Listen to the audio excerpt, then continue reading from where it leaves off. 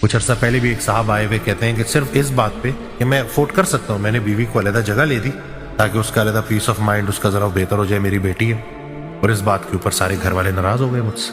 یعنی کہ صرف گھر علیحدہ کرنے پر ماں باپ ناراض ہو گئے، اور اب وہ فادر اس کو فورس کر رہا ہے بیٹے کو کہ اس کو طلاق دو، اور ایسی ایموشنل بلیک میلنگ۔ ماں کہتی ہے میں تمہیں دودھ نہیں بخشاں گی، ابا جی کہتے ہیں انہوں طلاق دو، یہ ہمارا بچہ چرا کے لے گئی ہے، وہ بچہ آپ کا ہے ہی نہیں جی، وہ اس کی بیوی سب سے پہلے۔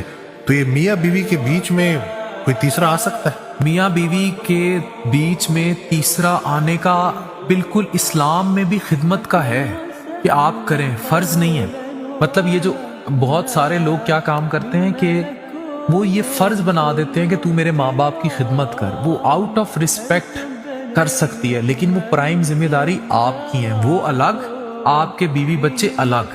اس لیے مرد پر بہت بڑی ذمہ داری ہے۔